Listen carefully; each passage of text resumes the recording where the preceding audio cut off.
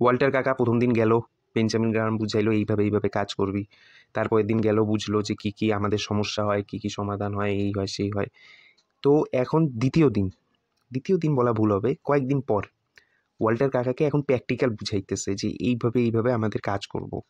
কে বুঝাইতেছে? আমাদের Benjamin Graham. Walter কাকাকে আগের দিন আমরা বলছিলাম নতুন ফার্মে জয়েন করছে, কিচ্ছু জানে না স্টক মার্কেটের ব্যাপারে। ওয়াল্টার কাকাকে বেঞ্জামিন গ্রাহাম বুঝাচ্ছে দেখ 1922 সালে একটা কোম্পানি ছিল হোয়াইট এরোনটিক্যাল কর্পোরেশন, মানে প্লেন টেন বানায়। ওই কোম্পানিটার শেয়ারের প্রাইস ছিল $8, মানে 8 টাকা, মানে সিম্পলভাবে বলতেছি। ডিভিডেন্ড দিত 1 টাকার কাছাকাছি, কামাই করতো 2 টাকার মতো। ঠিক আছে, একটা শেয়ারের প্রাইস 8 টাকা, ডিভিডেন্ড দিত 1 টাকা, কামাই করতো 2 টাকার কাছাকাছি। ওর ব্যাংক ব্যালেন্সই ছিল 8 টাকা, মানে যেটা শেয়ারের প্রাইস সেটা মোটামুটি ওর ব্যাংক ব্যালেন্স, মানে ব্যাংকে যতটা ক্যাশে অ্যাকাউন্ট আছে।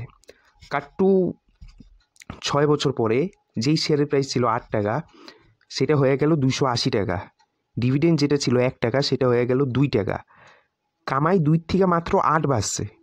আর ওর ব্যাংকে যেটা 8 টাকা ছিল সেটা 50 টাকার একটু কম হয়ে গেল। তো শেয়ারের প্রাইসের ডিফারেন্স দেখতে পাচ্ছিস? একটা সময় যেটা ব্যাংক ব্যালেন্সের কাছাকাছি শেয়ারের প্রাইস ছিল 8 থেকে 280। আমিও এরকম একটা কোম্পানি পাইছিলাম যার 3 বছরের সেল 12,000 কোটি টাকা। 3 বছরে 12,000 কোটি টাকা সেল করলে সেই 12,000 কোটি টাকার বেচাকিনি কইরা ওই কোম্পানি কামাই করে মোটামুটি 1600 কোটি টাকা। ঠিক আছে, তো সেই কোম্পানি যে 3 মাসে 12,000 কোটি টাকা সেল করে 1600 কোটি টাকা কামাই করে, সেই পুরা কোম্পানিটা পাওয়া যাইতেছিল মাত্র 1800 কোটি টাকার কাছাকাছি। হ্যাঁ, বুঝলাম না। একটা কোম্পানি 3 মাসে 12,000 কোটি টাকা সেল, বছরে তার 12,000কে 4 দিয়ে গুণ করলে 48,000 কোটি টাকার কাছাকাছি বেচাকিনি হবে, 50,000 কোটি টাকার কাছাকাছি বেচাকিনি হবে, রাউন্ড ফিগার ধরতেছি। 1600 কোটি টাকা 3 মাসেই কামাই, মানে অলমোস্ট 6,400 কোটি টাকার কাছাকাছি ওর কামাই এক বছরে। 3 বছর 5 বছর তো বাদই দিলাম, এক বছরে ওর 6,400 কোটি টাকা কামাই। যেই কোম্পানিটার নেটওয়ার্থ বা একটা ভ্যালু 6,000 থেকে 7,000 কোটি টাকা, সেই কোম্পানিটা মাত্র 1800 কোটি টাকা পাওয়া যাইতেছিল, যে কিনা 3 মাসেই 1600 কোটি টাকা কামাই করে।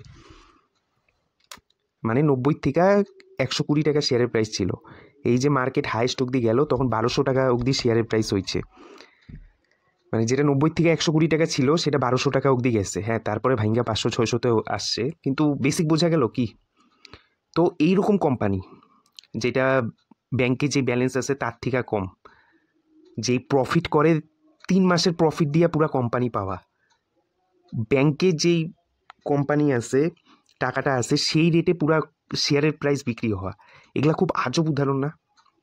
এই আজব উদাহরণগুলাই কিভাবে খুঁজা পায় না পায়, ওইটাই এই চ্যাপ্টারের বৈশিষ্ট্য। কিভাবে এই জিনিসগুলো খুঁজা পাবো না পাবো, যে 3 মাসে কামাই করে 1600 কোটি টাকা, সেই কোম্পানি পুরা পাওয়া যাইতেছে 1800 কোটি টাকা দিয়ে। তো চলো শুরু করা যাক। এই ইন্টারেস্টিং ফ্যাক্টগুলো কিভাবে খুঁজে পাবো, যেগুলো মানে কেরিয়ার লাইফ বদলায় দিতে পারে। তো মেন কথা, এগুলো একটা ফ্যাক্ট। এখনকার দুনিয়ায়, আমরা যেই দুনিয়ায় থাকি, হাজারো রকমের ডেটা এই দিক থেকে ওই দিকে আসতেছে।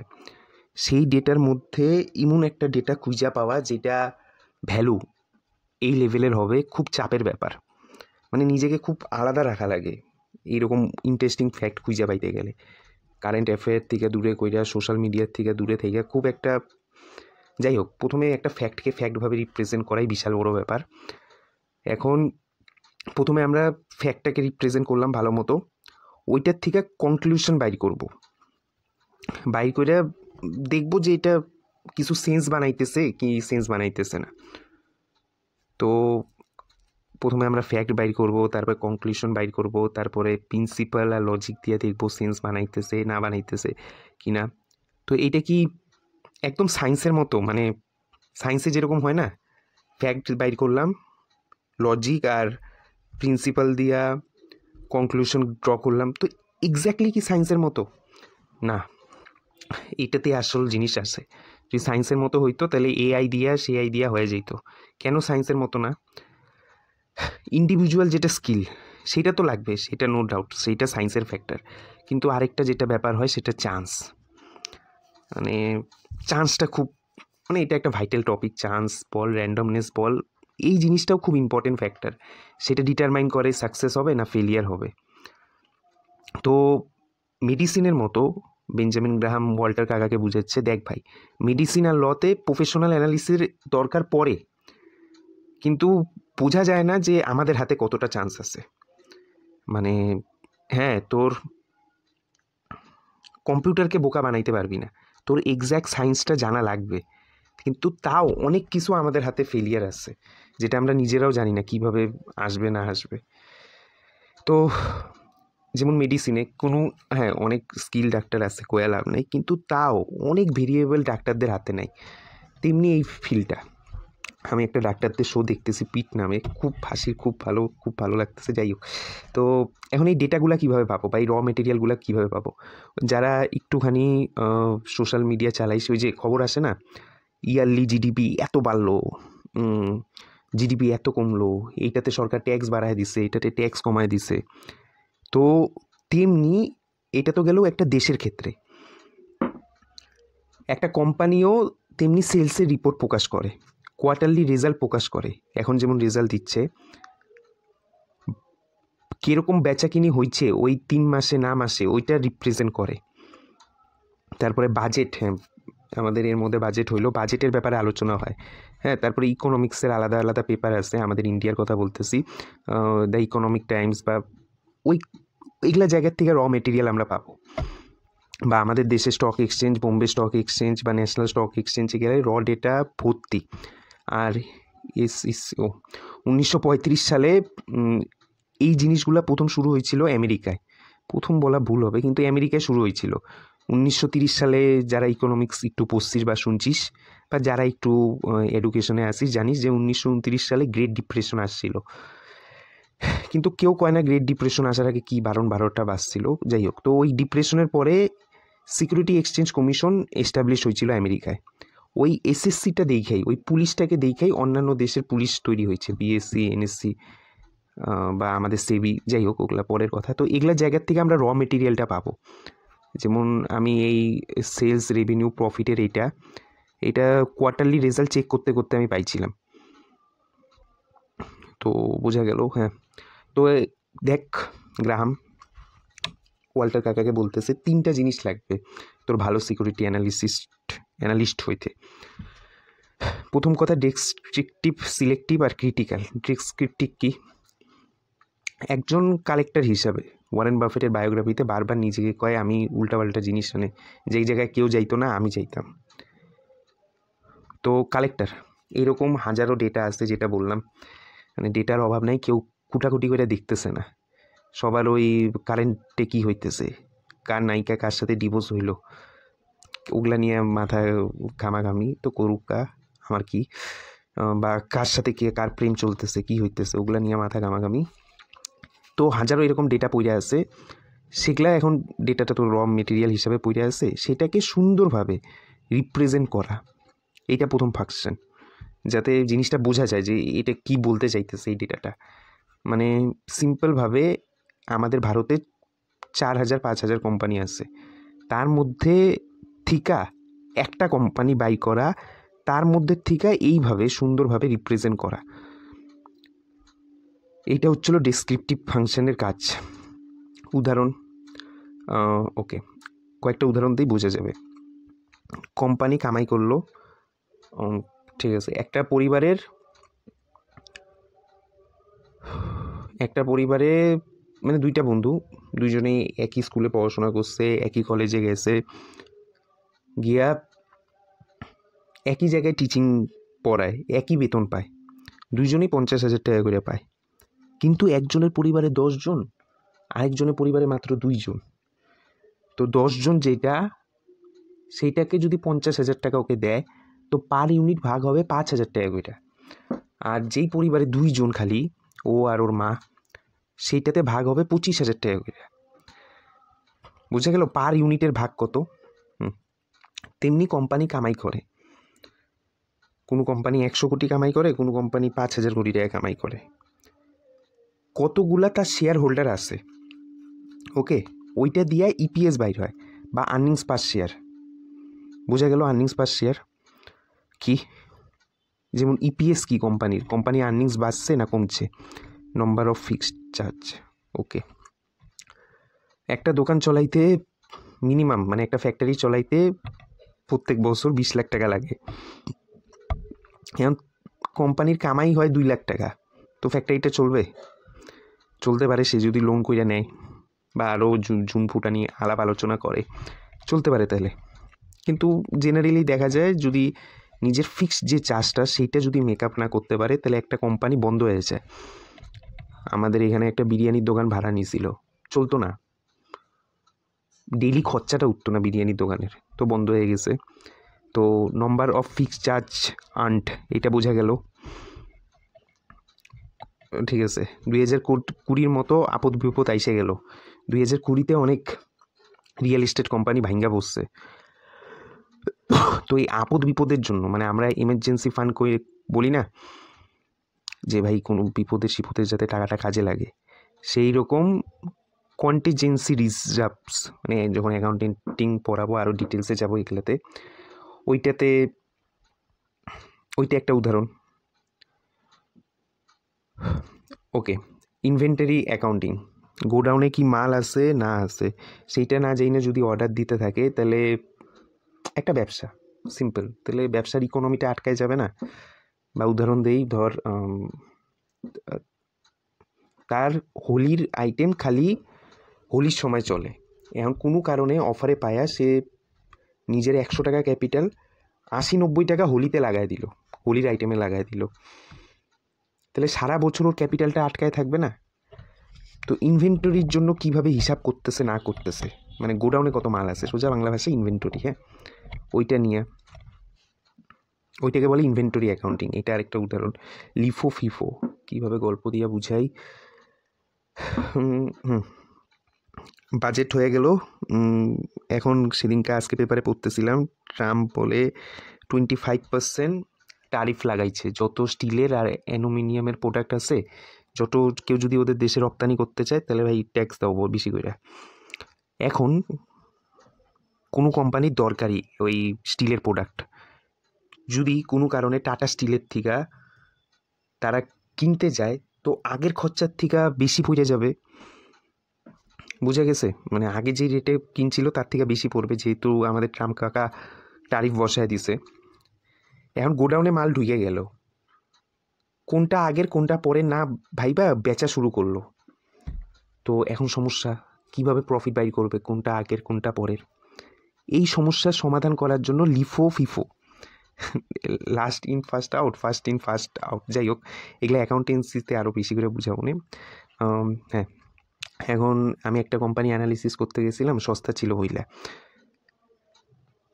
কোম্পানির সাবসিডারি প্রত্যেকটা দেশে আলাদা আলাদা আছে, আমি দেখা কই ভাই এত তো আমার ব্রেনের ক্যাপাসিটি আটকাবে না ভাই, এটারে থামো। তো এই রকম একটা কোম্পানি খালি একটা কোম্পানি হয় না, তার প্রচুর সাবসিডারি থাকে, সেই সাবসিডারিটা প্রফিটে কিভাবে কন্ট্রিবিউট করতেছে না করতেছে সেইটা ম্যাটার করে।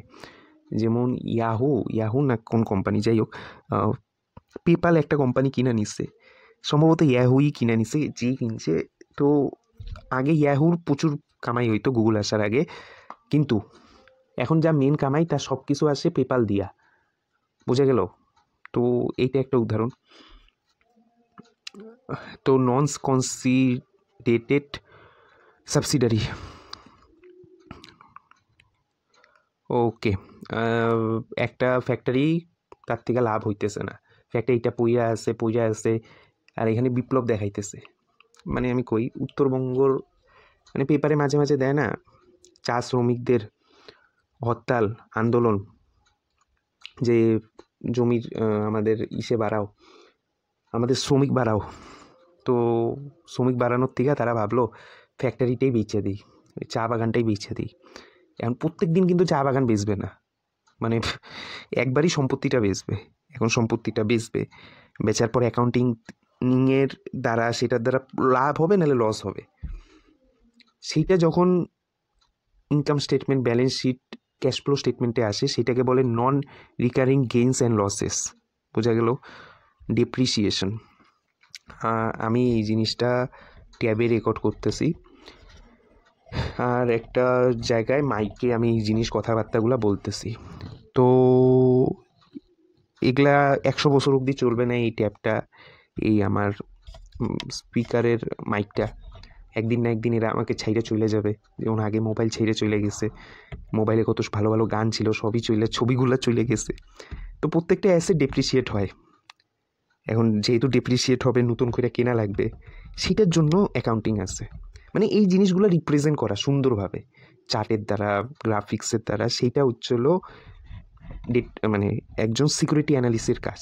মানে অনেকটা বলতে পারিস এক্সেল বা ল্যাঙ্গুয়েজ মডেলগুলো শিখা, সেগুলোকে সুন্দরভাবে রিপ্রেজেন্ট করা গ্রাফে বা টাবলু। ওগুলো পরে যাব যদি সময় থাকে, ওগুলোও ক্লাস নিব। মানে ওগুলো সিম্পল লেভেলের। হায়ার লেভেলে কি প্রত্যেকটা সিকিউরিটির ফেভারেবল আর আনফেভারেবল থিং কী কী, মানে কোনগুলা পক্ষে যাইতে পারে, কোনগুলা বিপক্ষে যাইতে পারে।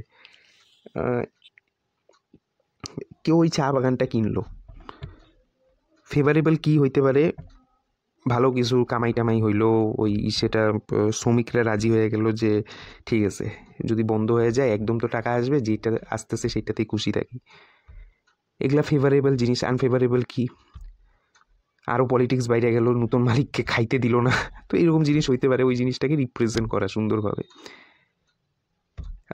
আমি একটা ব্যাংক কোম্পানি অ্যানালিসিস করতেছিলাম, তো খালি একটা করলে হবে না, তার সঙ্গে আরও ওই ফিল্ডের কী কী ব্যাংক আছে সেই কম্প্যারিজন সেম ফিল্ডে আলাদা জিনিসের।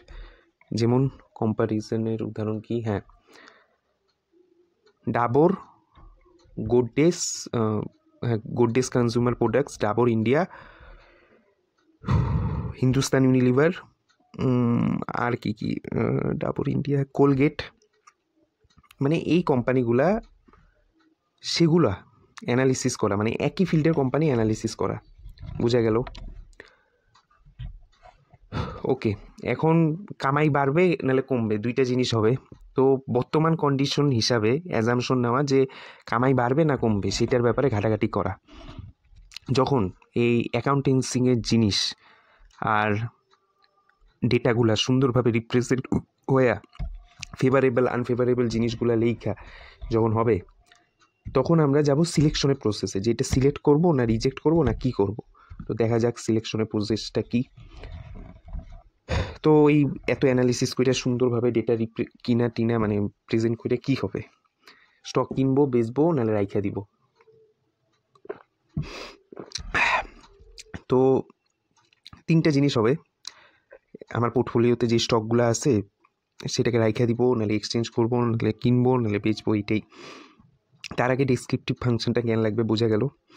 তো এখন এই ডেসক্রিপটিভ ভাইবা সবাই ভাবে কি একটা সিকিউরিটি অ্যানালিস্ট সব কিছু জানে, সব কিছু, প্রত্যেকটা পৃথিবীর যত স্টক আছে, যত পৃথিবীতে 50,000 কোম্পানি, প্রত্যেকটা কোম্পানি যদি একদিন করে লাগে অ্যানালিসিস করতে, তো 50,000 দিন, 365, মানে মোটামুটি 10 বছরও তো হবে না, 100 বছরের উপরে লেগে যাবে। হ্যাঁ, 365 দিনে 365টা কোম্পানি, 10 বছরে 3,000টা কোম্পানি, 100 বছরে 36,000 কোম্পানি অ্যানালিসিস করা যাবে, তাও 14,000 কোম্পানি বাকি থাকবে। তো কারো জীবনে 100 বছর সময় নেই, মানে একটা হিউম্যান মাইন্ডের পক্ষে সম্ভব না জানা যে ভাই 50,000 কোম্পানির প্রত্যেকটা ডিটেলসের ব্যাপারে।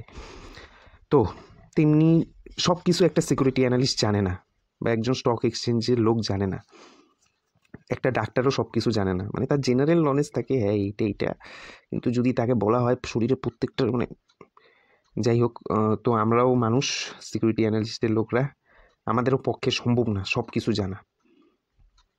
এইটা মানা লাগবে। ওই যে ওই রকম না যে আমি জানি মার্কেট কই যাবে, হ্যান ওয়ারেন বাফেট কয় আমি জানি না মার্কেট কই যাবে, আমরা তো যাই হোক চলো। তো কেউ সব কিছু জানে না, নলেজের লিমিটেশন আছে। ভালো করে বোঝার জন্য নাসিম তালেবকে পড়ো। এখন 3টা টাইপের সিচুয়েশন হয়। একটা, যেখানে আমাদের কাজ করে লাভ হবে, যেখানে বুঝতে পারবো যে হ্যাঁ এখানে সময় দেওয়া উচিত। ওকে, দ্বিতীয় হয় যতই চেষ্টা করো এটা হবে না আমাদের দ্বারা। তৃতীয় হয় 1000 ঘন্টা দেওয়ার পরও রেজাল্টের কিছু লাভ হয় না, যে পড়া করার থেকে না করা ভালো। সেম জিনিস ওয়ারেন বাফেট খুব সুন্দরভাবে কইছিল, এখানে লিখতে ভুলে গেছি কি সেটা। বাফেট বলছিল আমার কাছে 3টা পাই থাকে, ইয়েস, নো, টু হার্ট। আর ওই নো আর টু হার্ট ফাইলটা বিশাল বড়। তো ওয়ারেন বাফেট যদি এই ফিল্ডে সচিন তেন্ডুলকার হয়, ভগবান হয়, সে যদি হাজারো কোম্পানি না বোঝে, ফার্মা কোম্পানি না বোঝে, বা তাহলে আমরা কি? তো অনেক সিচুয়েশন, অনেক কোম্পানি আমরা বুঝবো না, কোর্সে শুরুতেই বলে দিতেছি, আমিও বুঝি না সত্যি কথা যেটা, কিন্তু অনেক সিচুয়েশন আমরা বুঝবো। যেমন ওই 12,000 কোটি টাকার কোম্পানি যেটা বেচাকিনি করে কিন্তু মাত্র 1800 কোটি টাকায় পাওয়া যাইতেছে।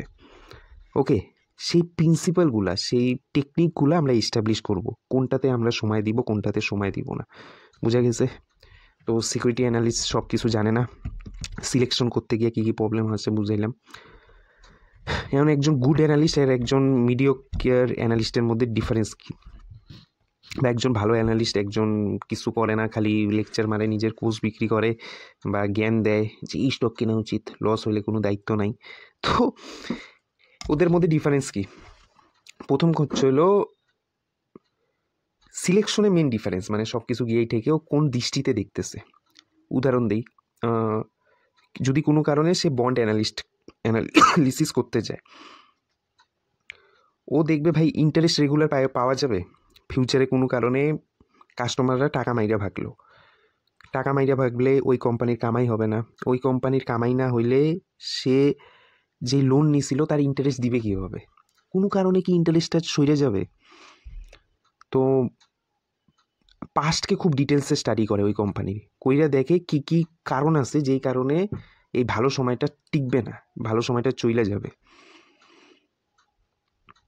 তো প্রত্যেকটা প্রাইস নতুন করে একটা কন্ট্যাক্ট অফার করে।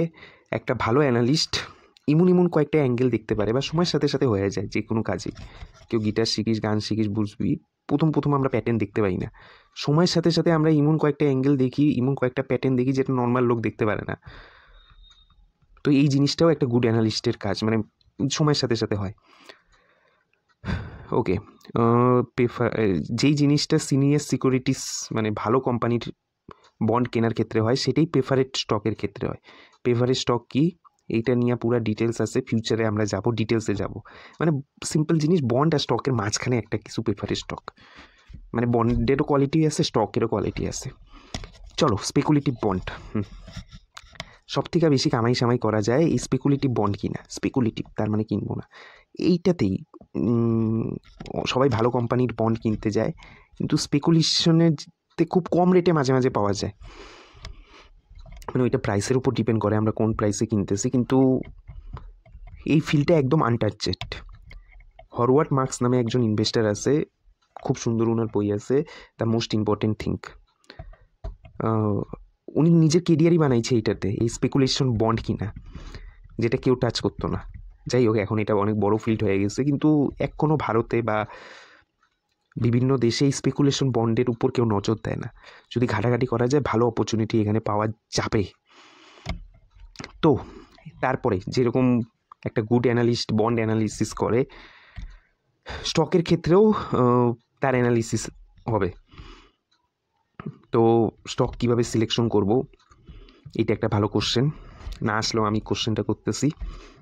তো do well in common stock, কোম্পানির পাস্ট রেকর্ড দেখব, কোম্পানিতে চোরটা আছে কি না।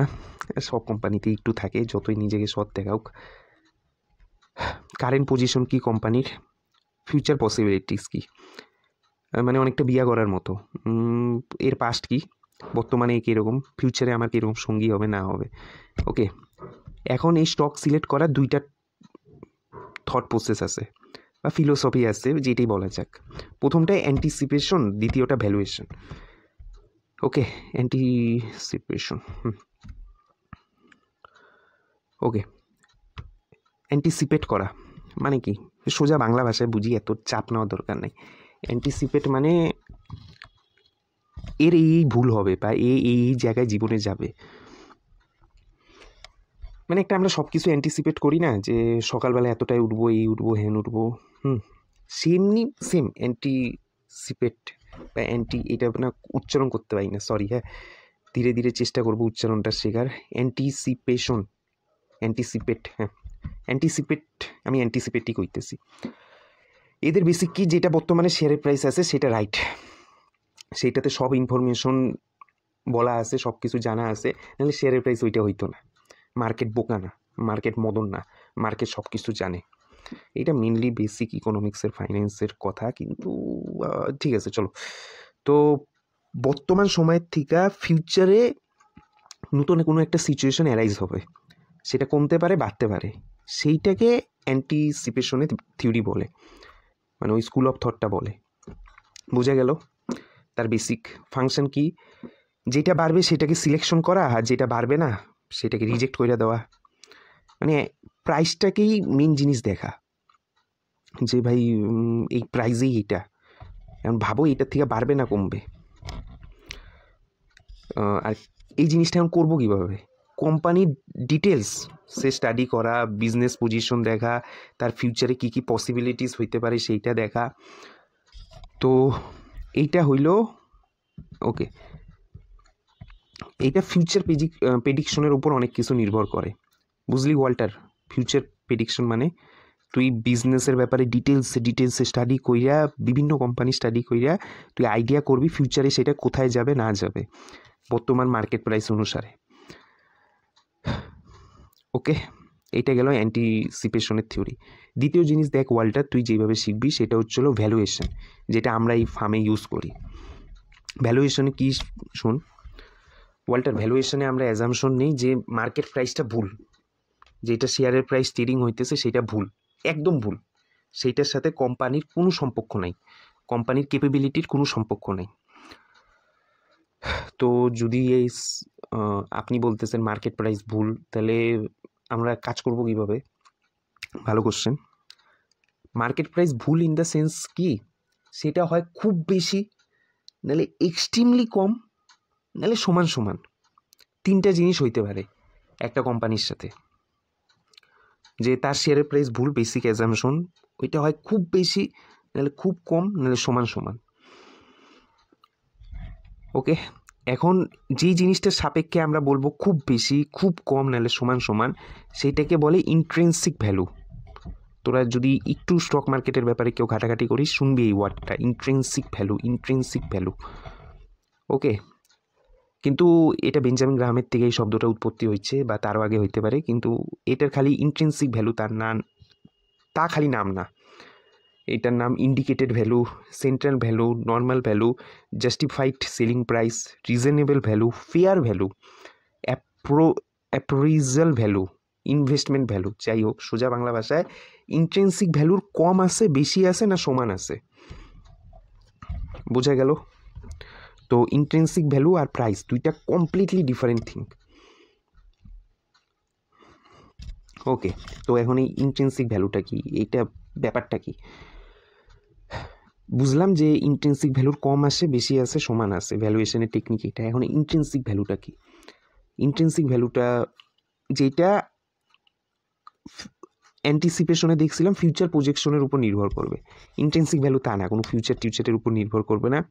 সে দেখবে তার অ্যাসেট কী আছে, তার আর্নিং কীরকম, তার ডিভিডেন্ড কীরকম, তার পার্সপেক্টিভ কীরকম, যেটা ফ্যাক্ট দ্বারা জাস্টিফাইড হবে। এই না যে অনেক সময় যখন আইপিও আসে তখন বলে এইটা আমার এই কোম্পানি এই বড় হয়ে যাবে, এই হয়ে যাবে, 6 মাস পর কোম্পানি 50% 60% শেয়ারের প্রাইস ভেঙে পড়ে, আর যারা ওই আইপিও আনছিল তারা বিক্রি করে চলে যায়। ইন্ট্রিনসিক ভ্যালু বলে যেটা ফ্যাক্টের দ্বারা, ওর কথা না, ওই ফিউচার প্রজেকশন না, ওই ফ্যাক্টের দ্বারা অ্যাসেট, আর্নিংস, ডিভিডেন্ড আর পার্সপেক্টিভ বের হবে। সব থেকে ইম্পর্টেন্ট ফ্যাক্টর এটাতে ফিউচার আর্নিং পাওয়ার কীরকম হবে না হবে। ফিউচার আর্নিং পাওয়ার পর সেটাকে ক্যাপিটালাইজেশন ফ্যাক্টর দিয়া মাল্টিপ্লাই করলে একটা ইন্ট্রিনসিক ভ্যালু পাওয়া যায়। এখন ফিউচার আর্নিং পাওয়ার, ক্যাপিটালাইজেশন ফ্যাক্টর, এগুলা শব্দটার মানে কি ধীরে ধীরে বুঝাচ্ছি। সোজা বাংলা ভাষায় ইন্ট্রিনসিক ভ্যালু মানে একটা কোম্পানির আর্নিংস সেইটাকে কত গুণ আমরা মাল্টিপ্লাই করব। বুঝলাম না, উদাহরণ দিলে বুঝে যাব। চলো উদাহরণটা দেখি। জেনারেল মোটরস, এটা কত সালের ঘটনা ডেটটা ভুলে গেছি, কিন্তু এটা বইয়ে আছে। জেনারেল মোটরসে মোটামুটি আর্নিংস, ফিউচার আর্নিং পাওয়ার $4 থেকে $5, মাল্টিপ্লাই বা ক্যাপিটালাইজেশন ফ্যাক্টর সেটা 14 থেকে 16। এখন 14 থেকে 16 কেন? কারণ জেনারেল মোটরস তখনকার দিনে খুব বড় কোম্পানি ছিল, মানে এখনকার দিনে টেসলার মতো, টেসলা বলা ভুল হবে, হ্যাঁ টেসলার থেকেও বড় কোম্পানি তখনকার দিনের হিসাবে। তো ওইটার জন্য ওকে 14 থেকে 16 ক্যাপিটালাইজেশন ফ্যাক্টর দিলাম। যে কোনো কোম্পানির শেয়ারের প্রাইস তোরা সার্চ কর গুগলে, ওইখানে দেখবি একটা জিনিস লেখা থাকে পিই। ওই পিই রেশিওটাকেই আলাদাভাবে বলে মাল্টিপ্লায়ার বা ক্যাপিটালাইজেশন ফ্যাক্টর, মানে অনেক নাম আছে, বোঝা গেল?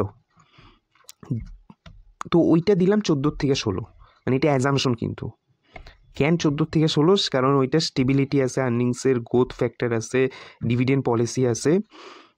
এখন $4 থেকে $5 বা $4 থেকে $5 আর 14 থেকে 16 এইটাকে মাল্টিপ্লাই করলে মোটামুটি 60 থেকে $90 একটা রেঞ্জ অফ ভ্যালু আসে। এই রেঞ্জ অফ ভ্যালুটাই ইন্ট্রিনসিক ভ্যালু বলা যায়। মানে কোনো ওইভাবে অ্যাকুরেট পিন পয়েন্ট করা যায় না যে এইটার ভ্যালু এতটা কম বা এইটার ভ্যালু এতটা বেশি। আমার সঙ্গে অনেকবার হয়েছে বা আজও হইতেছে, একটা কোম্পানি কিনি, ভাবি সব থেকে লোয়েস্ট প্রাইসে কিনছি, কিন্তু তারপরে 30% 40% কমে যায়, আবার বাড়ে, ওইটা 500% 600% বাড়ে, কিন্তু বোঝা গেল? তো রেঞ্জ অফ ভ্যালু কাকে বলে? তো ইন্ট্রিনসিক ভ্যালু সিম্পল জিনিস, যতটা ফিউচারে আর্নিং পাওয়ার আসতেছে সেটাকে ক্যাপিটালাইজেশন ফ্যাক্টর দিয়ে মাল্টিপ্লাই করা। এই ক্যাপিটালাইজেশন ফ্যাক্টরটাই এখনকার দিনে পিই রেশিও নামে পরিচিত বা মাল্টিপ্লায়ার নামে পরিচিত। ভ্যালুয়েশন মিনিং একটা প্রাইস যেটা ইনভেস্টার মনে হবে যে আমি জাস্টিফাই ওইটা পেমেন্ট করা। জাস্টিফাই কেন? কারণ আমি ইন্ট্রিনসিক ভ্যালুর থেকে অনেকটা কমে কিনতেছি, আমি ওই আইপিও কিনতেছি না, আমি ওই সব থেকে হাইয়েস্ট প্রাইসের শেয়ার কিনতেছি না যেটা লাস্ট 25 বছরে বাঁচছে, কিন্তু আমি কেনার পরেই 90% কমে গেল। যাই হোক, তো ওইটা করতেছি না। এইটার অ্যাজামশন কি? যে মার্কেট প্রাইস কোনোদিনও রিয়াল না। তো এটার অ্যাজামশনটা কি, মানে এটার ওইটা পেমেন্ট করার পর মার্কেট কি করতেছে আমাদের এতটা দেখার দরকার নেই। মানে সময়ের সাথে সাথে যদি ভ্যালুয়েশন প্রসেসটা ঠিক হয় তাহলে ভ্যালুটা মার্চ করবে। মানে গ্রাহাম কোর্টে গেছিল কোম্পানির ভ্যালু বাইট করতে, জাজরা তো জানে না, তো গ্রাহামের খুব নাম ছিল, বেঞ্জামিন গ্রাহামের, ওনার অটোবায়োগ্রাফিতে আছে। তো জাজ জিজ্ঞাসা করছে, আপনি এত স্টক খুঁজে পাইছেন, এত কম রেটে খুঁজে পাইছেন, তো এই ভ্যালুটা কিভাবে বাই করেন বা ভ্যালুটা কিভাবে বাড়ে জিনিসটা? তখন উনি বলছে সময়ের সাথে সাথে ভ্যালুটা মার্জ হয়, মানে প্রাইসটা কম থাকলে ওইটা গিয়া বাড়বেই, আর প্রাইসটা বেশি থাকলে ওইটা ভাঙ্গা পড়বেই, কিন্তু কোন প্রসেসে হয় এটা আমারও জানা নাই। মানে খুব আজব অ্যান্সার। এই ভ্যালুয়েশনের টেকনিকটা একদম ইকোনমিক্সের, ফাইন্যান্সের অপোজিট। কিভাবে? মানে এটাতে ভীষণ ডিবেট আছে। আমাদের ইকোনমিক্স যারা পড়ছিস, বা আমিও পড়ছি ইকোনমিক্স 3 বছর 5 বছর 7 বছর, সেই ইকোনমিক্সে বলে demand supply equilibrium, market price determine হয়। এখানে বলে ভাই মার্কেট প্রাইস বলে কিচ্ছু নাই পৃথিবীতে, মার্কেট প্রাইস ভুল। নাও, এরপরের থেকে শুরু হলো দাঙ্গা, আজ অব্দি দাঙ্গা চলতেছে, নেক্সট 50 বছর 500 বছর দাঙ্গা চলবে এই নিয়ে। তো গ্রাহাম ওয়াল্টার বুঝলি কি ব্যাপার? প্রাইসটা তুই দেখবি না, দেখবি এটার ভ্যালু কম না বেশি না মাঝখানে আছে, মাঝখানগুলো ছেড়ে দিবি, যেটা বেশি সেটা শর্ট করবি, যেটা কম সেটা কিনবি। যাই হোক, এগুলা ডিটেলসে যাবো, পুরো বইটাই এই ডিটেলসে। এখন দুইটা প্রবলেম আছে এই ভ্যালুয়েশনের টেকনিকের, মানে অ্যান্টিসিপেশন টেকনিকেরও প্রবলেম আছে।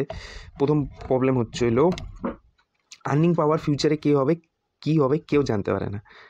মানে যে কোনো একটা কোম্পানি ডুইবে গেছে, তার আগের প্রেজেন্টেশন দেখা হোক, তার আগে মালিকের পুরো কথাবার্তা শোনা হোক, কোন কোম্পানি এর মধ্যে ঢুকলো, পুরো খবর সবর হইলো, হ্যাঁ কোন কোম্পানি একটা নামায়, টাটা ডকোমের ইয়াসসেলের সিম চলতো। কেউ যদি পুরানা যুগের মানুষ হইস আমাদের মতো জানবি, ইয়াসসেলের সিম চলতো, ইয়াসসেল। হ্যাঁ, সেই কোম্পানি জানতো না যে জিও আসলে ভাই ডুবে শুবে যাবে। বা আরও হ্যাঁ, ব্ল্যাকবেরি ফোন চলতো না একটা সময়, কেউ জানতো না অ্যান্ড্রয়েড আইসা ব্ল্যাকবেরিকে মাইরা দিবে। ব্ল্যাকবেরি অ্যান্ড্রয়েডের ছিল, যাই হোক সোজা বাংলা ভাষায় বোঝা গেল। বা অনেক নিউজ পেপার কোম্পানি বন্ধ হয়ে গেছে ডিউ টু ইন্টারনেট। তো ফিউচারে কী আর্নিংস পাওয়ার হবে সেটার ব্যাপারে জানা খুব কঠিন। ভলিউম চেঞ্জ হয়ে যেতে পারে, ওই যে ফ্যাক্টরি বন্ধ হয়ে গেল, ভলিউম কমে গেল, বা নতুন কোম্পানি অ্যাকুইজিশন করলো, ভলিউম 10 গুণ 20 গুণ বেশি বাড়ায় দিল। অ্যামাজন কী করছে, কোন একটা মেশিন কোম্পানি কিনছে, হ্যাঁ, কত অল্প টাকা দিয়ে। এখন ওই মেশিন কোম্পানিটাকে দিয়া অটোমেশন করে দিছে, মানে আগে ফ্যাক্টরিতে যতজন লাগতো ওই মেশিনগুলো ভারী ভারী মাল নিয়ে যায়, আর পুরো বিশ্বের সব কোম্পানিতে ওই মেশিনটা পাঠিয়ে দিচ্ছে। ওর ভলিউম অনেক গুণ বাইরে গেছে। যাই হোক, প্রাইস, যারা একটুখানি ব্যবসার ব্যাপারে জানিস বা প্র্যাকটিক্যাল একটু অভিজ্ঞতা আছে, জানিস প্রাইস প্রেডিক্ট করা একটা ব্যবসায় অনেকটা ইম্পসিবল। প্রাইস প্রেডিক্ট করা ইম্পসিবল। কীভাবে আমরা বুঝবো? উদাহরণ দেই, পরের দিন তেলের দাম কী হবে বা নেক্সট 3 মাসে তেলের দাম কী হবে কেউ প্রেডিক্ট করতে পারে না। তেলের দাম যদি প্রেডিক্ট না করতে পারে, তেলের দামের উপর হাজারো জিনিস নির্ভর করে, পরিবর্তী হাজারো জিনিস কিভাবে প্রেডিক্ট করবে? ওকে, কস্ট, ঠিক আছে, খরচাও অনেকটা আনপ্রেডিক্টেবল। এখন কোনো মতে এই ফিউচার আর্নিংসটা অ্যান্টিসিপেট আমরা করতে পারলাম যে ভাই এইটা হবে, যেটা অনেকটা অসম্ভব, যেটা এক্সট্রিমলি হার্ড, সত্যি কথা, যেটা অসম্ভব অনেকটা। তাও আরেকটা প্রবলেম আসে ওইটা প্রেডিক্ট করার পরও, মানে এই 4 থেকে ফিউচার আর্নিং পাওয়ার, এইটা 4 থেকে 5 মানে ইপিএস আসার পরও প্রবলেম। আরে ভাই ভাই ভাই ভাই ভাই ভাই প্রবলেম আসে। বাহ, এত বাড়ার কী হইলো, কমায় কীভাবে, লাইট কীভাবে কমায়? যাই হোক, ভালো বড়ই থাকুক। আরেকটা প্রবলেম আসে যে ভাই, আরে কই গেল, হ্যাঁ, ক্যাপিটালাইজেশন ফ্যাক্টরটা কী দিব ভাই? লাইট কম কীভাবে লাইট কমায়? যাই হোক, তো চলো ধীরে ধীরে হবে, আমার হ্যাবিট নাই, ধীরে ধীরে হ্যাবিট হয়ে যাবে। হ্যাঁ, তো ওর মাল্টিপ্লায়ারটা কী দিব, ক্যাপিটালাইজেশন ফ্যাক্টরটা কী দিব, ওইটাও একটা বিশাল বড় ঝামেলা হয়ে দাঁড়ায়। তো এই দুইটা প্রবলেম, প্রথমে আর্নিংস প্রেডিক্ট করা, যেটা অনেকটা অসম্ভব, আর দ্বিতীয় মাল্টিপ্লায়ার প্রেডিক্ট করা। আবার এটার পসিবিলিটি সাইডও আছে, মানে যেমন বললাম। যাই হোক, চলো, তো এইসব হ্যান্ডিক্যাপ আছে, এগুলোর সাথে আমরা ডিল করব কীভাবে? তো আমরা চেষ্টা করব, এই বইটাতে বলা হয়েছে, আমি এটার সাথে এতটা এগ্রি করি না, এগ্রি করি চলো বলা যাক, যে বেশিরভাগ ক্ষেত্রে যাদের রিস্ক ক্যাপাসিটি ডিপেন্ড করে। একটু থামায় দেখি কীভাবে লাইট কমায়। লাইট, এটা ভলিউম, এটা চলো, লাইট কীভাবে কমাবে? এই তো পাওয়া গেছে ভাই, এখন তুই সরবে। এইটা মেনলি সিনিয়র সিকিউরিটি যেগুলা, সেগুলাতে অ্যাপ্লাই হয়। কমন স্টক আর সিনিয়র সিকিউরিটির মধ্যে যদি বাছা যায়, তাহলে সিনিয়র সিকিউরিটিতে এটা অ্যাপ্লাই হয়, যেটা অনেকটা স্টেবল ক্যারেক্টার, যেটাতে খুব আনসার্টেনটি আছে, সেটাতে যাওয়ার দরকার নেই। নর্মাল জেনারেল কন্ডিশনে স্টক খোঁজা, 1929 সাল হইতেছে, 2008 সাল হইতেছে, রেডিক্যাল চেঞ্জ আসতেছে, যেই দুনিয়ায় আমরা বর্তমানে থাকি, গ্রামের দুনিয়ায় না, সেই সময় না বাচ্চা। বুঝলি ওয়াল্টার কি বলতে যাচ্ছি? যেমন এই ভ্যালু অ্যানালিসিসের কী ফিল্ড আছে, প্রথম বলছে স্টেবল সিকিউরিটিস, এই যে এখানে যেটা বললাম স্টেবল ক্যারেক্টারে, এইটা ওদের ইন্ডেক্স। তোরা ডেটটা দেখ, এটা 1913 থেকে 1953, মানে মোটামুটি 40 বছর। ওকে, তোরা সবাই 1929 সালে গ্রেট ডিপ্রেশন শুনছিস, গ্রেট ডিপ্রেশনে না খেয়ে মরছে, এইটাই, হ্যাঁ সত্যি কথা, না খেয়ে মরছে, কিন্তু তার আগে ওই চারটা দেখ এইভাবে বাড়ছে, মানে এই বাড়ার চারটা দেখ, বুঝলি? ডেট দেখ 22-এর থেকে ওইভাবে বাড়ছে। দেখ ওয়াল্টার, 22-এর থেকে এইভাবে বাড়ছে। তারপরে লোকে ওই ভাঙ্গা নিয়ে ইকোনমিক্স সাবজেক্ট তৈরি হয়েছে। ইকোনমিক্সে কেউ কয় না ভাই এই বাড়ার দিকটা, তো বাড়ছে কমছে। গ্রাহাম কইছে যে তোর যদি অ্যানালিসিস ঠিক হয়, তাহলে এই 175-এর রেঞ্জে, এই যে এই রেঞ্জটাতে, তো স্টকের এই মাঝখানের এই ভাঙ্গা জায়গাটাতে তুই সাজেস্ট করবি কোম্পানি কেনার। ওকে, মানে ইন্ডেক্সটা কেনার, এই ইন্ডেক্সটা কিনলে তোর মোটামুটি ভালো লাভ হবে। মানে এটা সময়ের সাথে সাথে বোঝা যায় যে কখন কেনা উচিত না কেনা উচিত। আরেকটা উদাহরণ দিছে বইয়ের মধ্যে 1950 সালে বন্ডের সিকিউরিটি মার্কেটের রিলেশনে, বা এটা একদম কাউন্টার ইনটিউটিভ কিন্তু সত্যি, যখন স্টক মার্কেট পুরা হাই দিতেছে মানে অল টাইম হাইয়ে, তখন বন্ড কেনা উচিত। এইভাবে করতে করতে একজনে প্রচুর টাকা বানাইছে। কিভাবে? 2000 সালে .com বাবল হয়েছিল, একটু সার্চ করিস বা যারা একটু পড়াশোনা করিস জানিস .com বাবল হয়েছিল। সেই সময় .com বাবলে প্রচুর জনে টাকা ডুবছে, কিন্তু যারা বন্ডে ইনভেস্ট করছিল ভালো টাকা কামাই করছে। সেই ভাঙ্গা মার্কেটও টাকা বানাইছে। কীভাবে? বন্ডে ইনভেস্ট করে। বোঝা গেল? মানে মার্কেটের উপর ডিপেন্ড করে। বা 2008 সালে কেউ গভর্নমেন্ট বন্ড কিনলো, স্টক মার্কেটে না লাগায়, মানে একদম অপোজিট বলতেছি কিন্তু এটা হয়। অনেক যারা ভালো ভালো অ্যানালিস্ট এগুলো করছে, ফিউচারে উদাহরণ দিব তাদের নাম দিয়া। প্রাইস আর ভ্যালুর খুব ডিফারেন্স আছে। দ্বিতীয় ভ্যালু অ্যানালিসিসের টেকনিক, যেটা প্রথমে বললাম, এইটাতে দেখি ক্রুটিস হোয়াইট কর্পোরেশন, আমার না উচ্চারণটা ঠিক করা লাগবে ধীরে ধীরে। 1947 সাল যখন আমরা স্বাধীন হইলাম, তখন শেয়ারের প্রাইস ছিল ক্লাস এ, মানে দুইটা মিলা, ক্লাস এ আর কমন স্টক মিলা টোটাল কোম্পানির সাইজ ছিল 50 কোটি টাকা। ও সম্পত্তিই ছিল 130 কোটি টাকা। ব্যাংক ব্যালেন্স, বন্ড টন এগুলাতে বা ঋণ টিন হ্যান তেনে 106 কোটি টাকা ছিল। মিলিয়ন তো আমি কোটিতে কনভার্ট করতেছি, জানি অ্যাকুরেট না, বোঝানোর জন্য, সুবিধার জন্য। ক্যাশ অ্যাসেট ছিল 87 মিলিয়ন, মানে যার ব্যাংক ব্যালেন্সে আছে 87 কোটি টাকা, সেই পুরা কোম্পানি পাওয়া যাইতেছে 50 কোটি টাকার আন্ডারে। বোঝা গেল প্রাইস আর ভ্যালু ডিফারেন্সটা? এই প্রাইস আর ভ্যালু ডিফারেন্সটা বাইর করেই আমার বর্তমানে পেজ চলতেছে, বা ফিউচারে এটাই আমার কেরিয়ার হবে, বা এইটাকেই কেরিয়ার বানাইতে চাই। বোঝা গেল? বা কেরিয়ারই এইটা, প্রাইস ভ্যালুর ডিফারেন্স বাইর করা। আরেকটা হচ্ছিল কম্পারেটিভ অ্যানালিসিস। ওই যে বললাম, আমি একবার স্পাইডারম্যানের ওই অ্যানিমেশনের বইটা দেখতে গেছিলাম, ইনটু দ্য স্পাইডারভার্স। আমি গেলাম সিনেমা হলে। আমার একটা কেক খাইতে খুব ভাল লাগে, ওইটা এগলেস কেক। সেই কেকটা বললাম, দিদি এই কেকটার দাম কত? কেকটার দাম 60 টাকা চায় বসলো। আরে 60 টাকা? এটা আমার বাড়ির সামনের দোকানের থেকে 35 টাকা নেয়, আর ওই দোকানের থেকেই নিয়ে আসছে, মানে লোগো আছে ওই দোকানের। 60 টাকা? তো জায়গা হিসাবে দাম আলাদা একই প্রোডাক্টের। তেমনি এটা নিয়ে অনেক দাঙ্গা চলতেছে যে জোম্যাটো, সুইগিতে কেউ অ্যাপেলের ফোনের থেকে অর্ডার দিল তাহলে আলাদা প্রাইস দেখায়, কেউ অ্যান্ড্রয়েডের থেকে অর্ডার দিল তাহলে আলাদা প্রাইস দেখায়। বুঝা গেল? মানে একই জিনিসের দুইটা দাম।